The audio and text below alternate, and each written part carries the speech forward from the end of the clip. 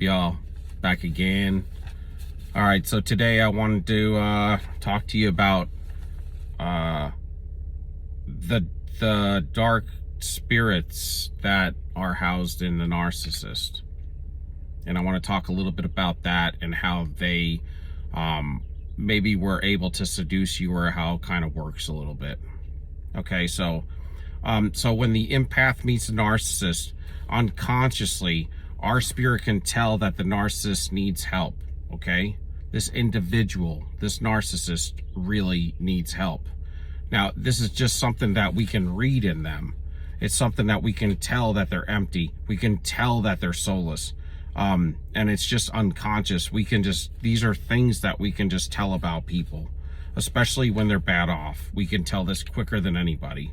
And so in this, though, it kind of, because we are under the seduction to some degree, because we're already liking this individual. We're going to meet them for lunch or something, you know, a first date or something, after talking to them a while, or we've grown up in these families, so we've been capable of being put under these spells before, and we have never awoke. This is for the empath that's never awoke yet. This is your story, your background story before you awoke. I'm talking about me even, you know. So when you meet them, you know that this is something that you can reflect on. You knew that they were hurt. You knew that they needed help. They knew that this was an individual that is really not doing well spiritually, okay? But this kind of stuff kind of rolls off the side of your shoulders. I don't know why, because we were so asleep. But anyway, I'm just going to talk about it from my point of view. But then what happens is like they can all, but then you get put forth the mask, okay? And the mask is really good. So it's like you kind of got this feeling of this soulless being, this certain person that's really hurt or needs help, man. You know, and you can feel it.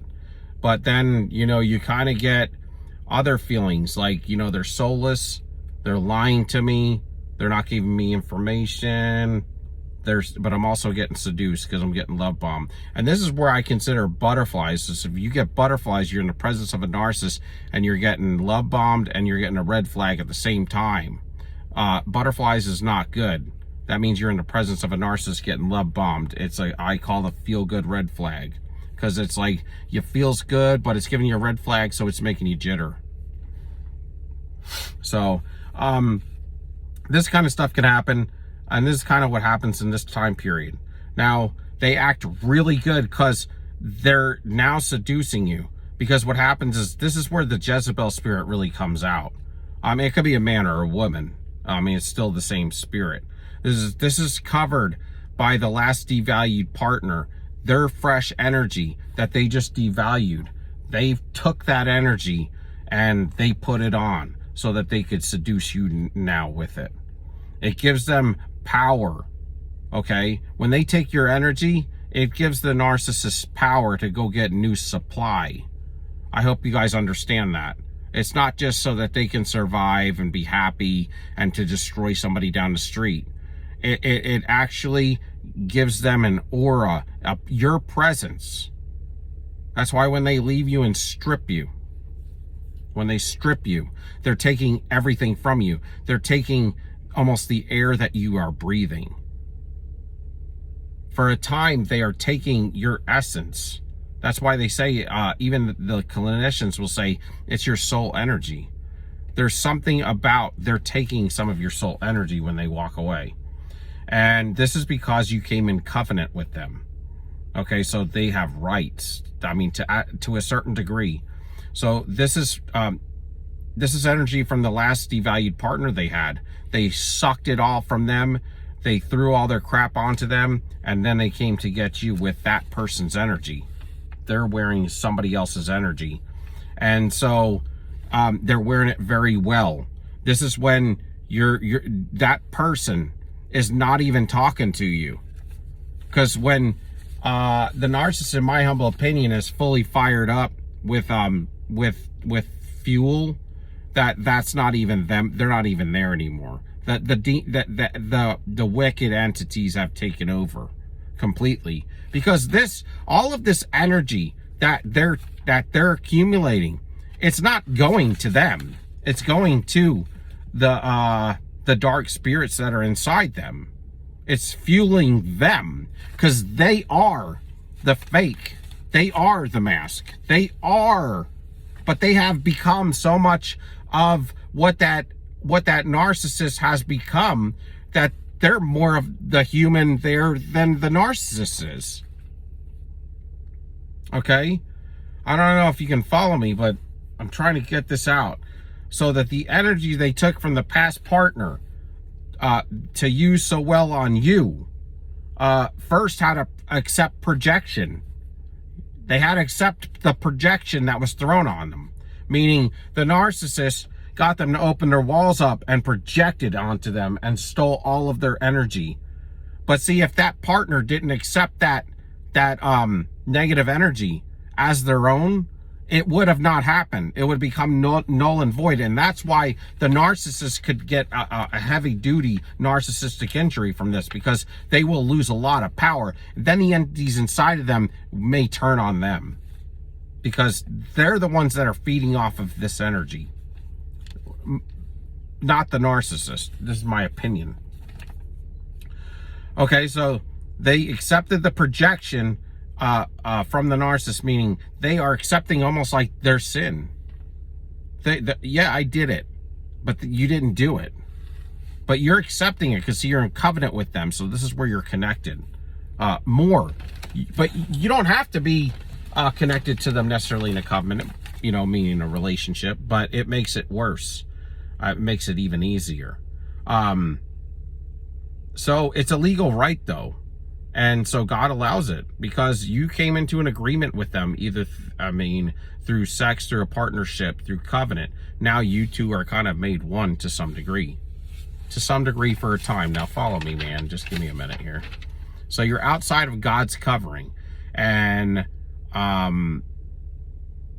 when you're outside of that, you're in covenant with an evil person. When you're in covenant with the evil person, that person, this particular evil person, embodies witchcraft. They embody witchcraft because they are the embodiment of witchcraft, because those dark entities that are inside them are witchcraft. You don't have to learn witchcraft when you have witchcraft controlling you, okay? So they're the embodiment of the devil. So they are witchcraft because they embody dark spirits from the underworld. This is what they've come into agreement with. And so they have to fuel these dark spirits, these entities that they have come into agreement with.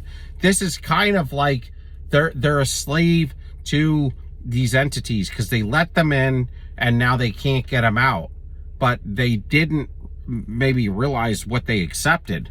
But what they accepted is to become a slave to these things, okay? And,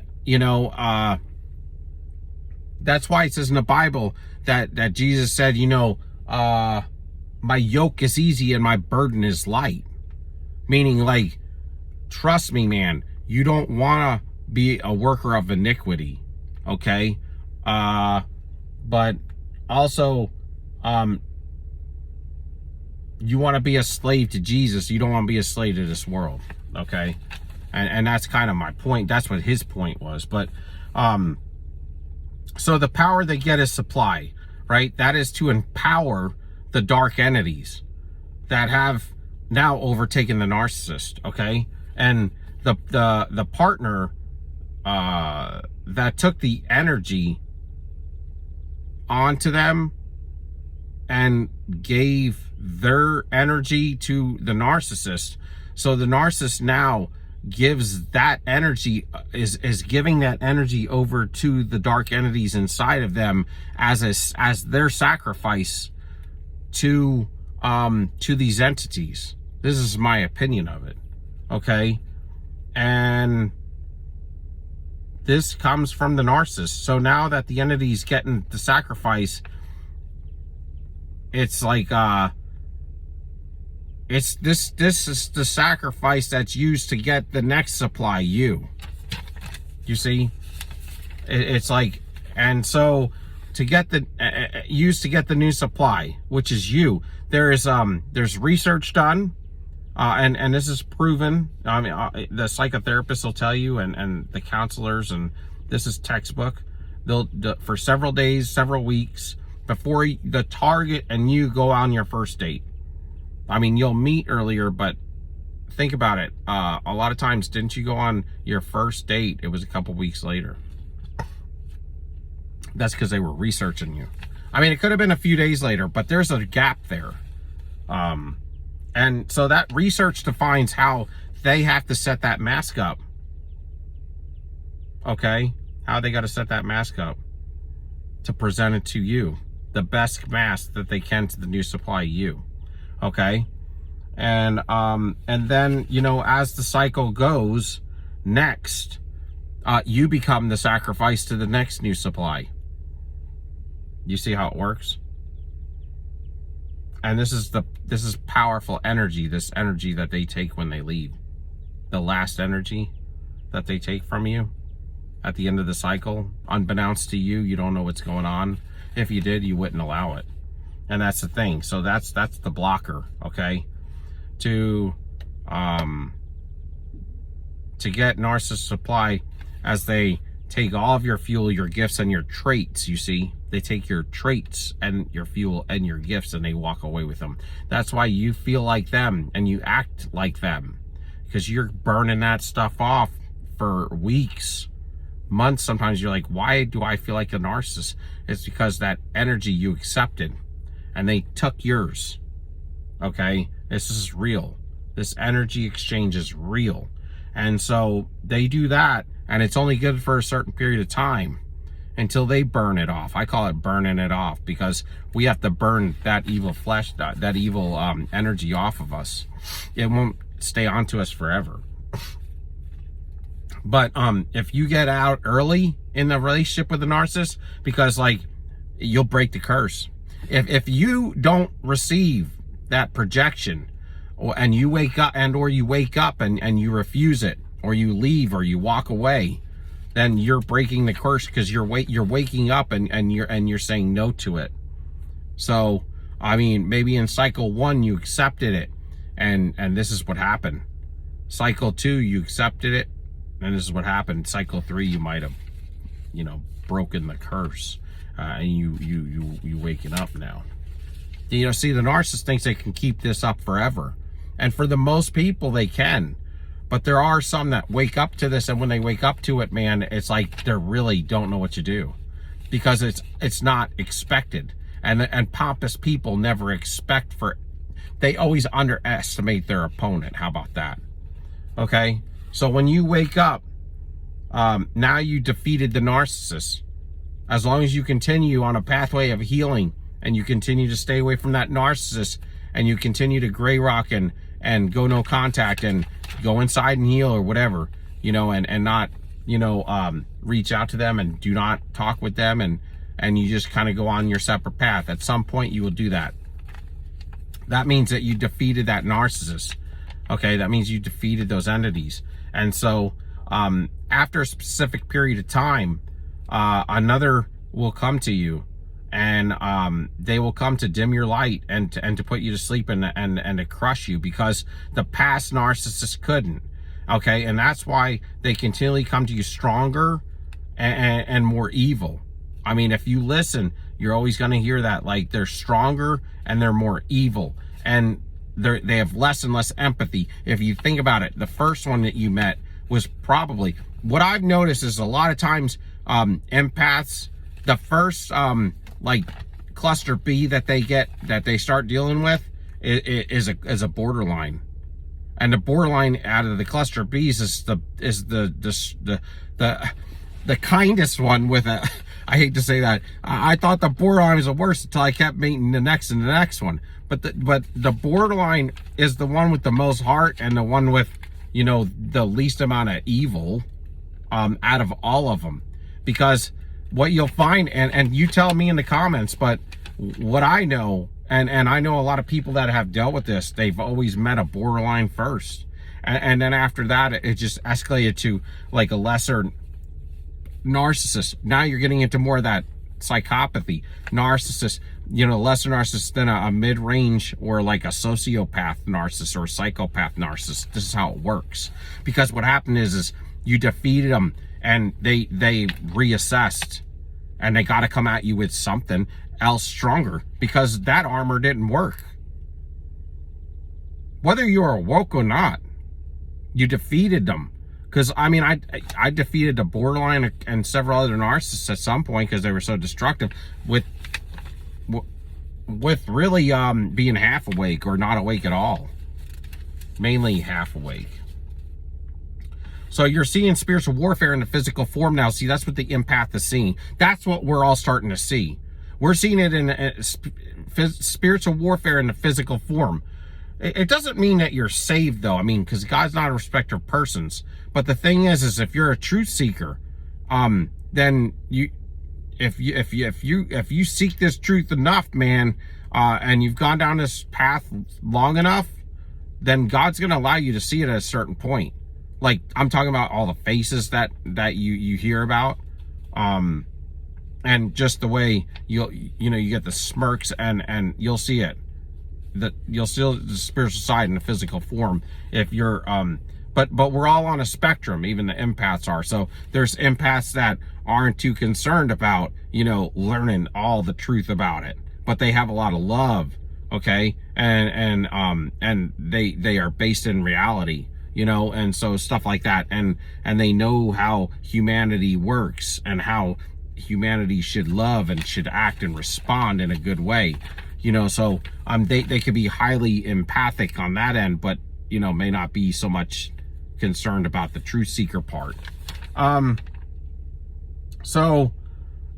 This is how it works, and so that's what you're seeing, and so if it doesn't mean that if you're seeing these things and God's letting you see this stuff, he's not a respecter of persons, so you still need to be saved. Okay, so I don't want to get out of hand. I did want to say that because I don't want to steer anybody wrong. This is just my humble opinion, so you can go, have your opinion as well. But so this is what's happening, and so we're truth seekers. We know the truth, and so the spectrum goes for us.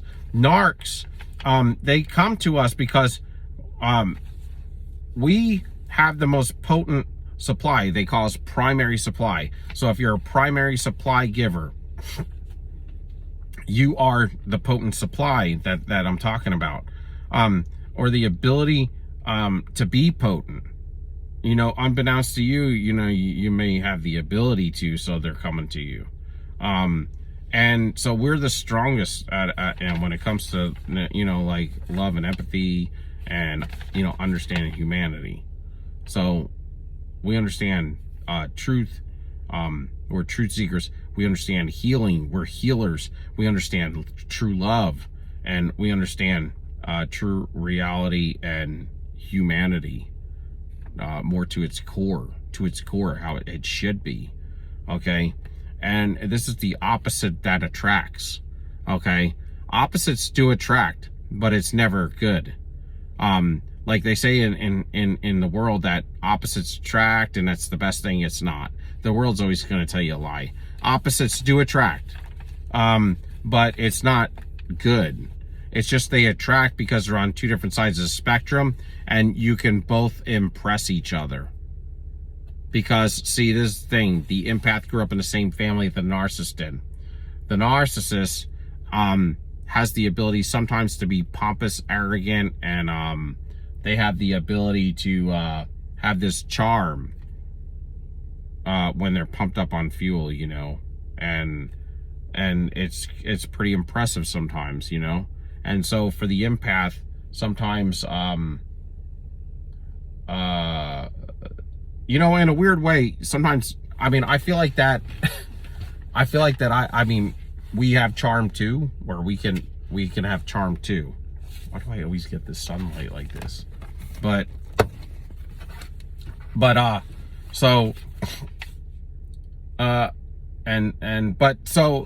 the narcissist, but they also see, what they see in us is the love, the empathy, how people come around us and they enjoy their time with us. Nobody enjoys their time with the narcissist.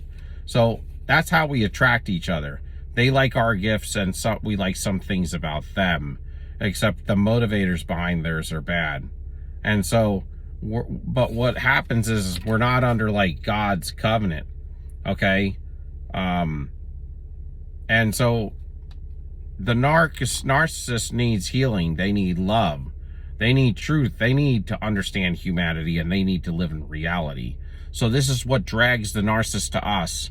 This is what they love about us. They know they need this, okay? So they're coming to us, but see, it's like you're dealing with a twofold series here. So they're coming to us because they need that help, but now the entities are aligned with them, and they're coming to us because they need to put us out and destroy us. And to some degree, that's why we have the cognitive dissonance and that we have the rumination, because there are two things in there. They're aligned, but to some degree, they're kind of warring. You know, this is my thoughts, okay? And so you do get that split. I see the good person, the bad person. I see the child, and I see the crazy person, the destroyer, the lover, or whatever. You know what I mean? But we're not under God's covering, or we're willing to be seduced out from under his covering. And then we become like Adam and Eve. We wake up nude, you know? We wake up with our armor gone. Okay, we wake up in the midst and amongst sin. And that's where we're in trouble. The red flags are coming at you, but they're covered by incredible love bombing, beauty, sex, and then the ability to want to help them, or that this is unconscious, but maybe that they desperately need some kind of love, and it's because we can tell they don't have any. But that's kind of abused through the seducing. So I got this thing from Dinesh Bashar. It's a short that he did, and it's about the 8 spirits that infill the narcissist. And the first one's the enchantress. It's the spirit that encourages a desire for power and influence through secretive means. This to me is the Jezebel spirit. That's what I'd call the Jezebel spirit. Okay. The second spirit is the green-eyed monster. This is the spirit that creates envy, making people unhappy, and always wanting more. So this is what I would call the spirit of envy, greed, and jealousy. And so as they continue to get aligned, that's where you're getting the second and the third one. Because what happens when a business expands? They have to get more employees. They have to get more management. Okay, and this is what it is. It's their management increases. And as their management increases, they get infilled, and that's why I said they're an infestation at some point. Number 3, the third devil is the fog of chaos. This is confusion, uncertainty. This spirit blinds the narcissist to the harm that they cause. This, to me, is what I'd call the spirit of confusion. Okay, and then fear is number 2 on that one. Spirit of fear. 4, the harsh judge. The harsh judge is the spirit that leads the narcissist to feel entitled, to look down on others while boasting themselves. This is what I'd consider the self-righteous spirit as well. The harsh judge is the self-righteous spirit, and this is the one that makes them feel like they're a demigod. Okay? Number 5, the 5th spirit is the iron-fisted puppeteer. The iron-fisted puppeteer is a manipulative force that pushes narcissists to control and to dominate these around them. This, to me, is the controlling spirit, or the python spirit that squeezes you to death in control over you. Number 6, the silver-tongued serpent. This is the spirit that grants narcissists the ability to lie and deceive to others with ease. Okay? This is the spirit of lying, manipulation, divination, and deception. Okay, number 7, the 7th spirit is the towering inferno. This one is igniting arrogance. This spirit makes narcissists unaware of their flaws and constantly seeking admiration. This is the spirit, in my opinion, of Leviathan. This is the pompous spirit. Number 8, the shadow stalker. This is the spirit that feeds on the fear and rejection, driving narcissists to uphold their false self. Okay, so this is the spirit of abandonment, the cowardice spirit. So, if you're still on, give me a like, give me a thumbs up. But this is my opinion, a little bit of theory. But until next time, soldier up.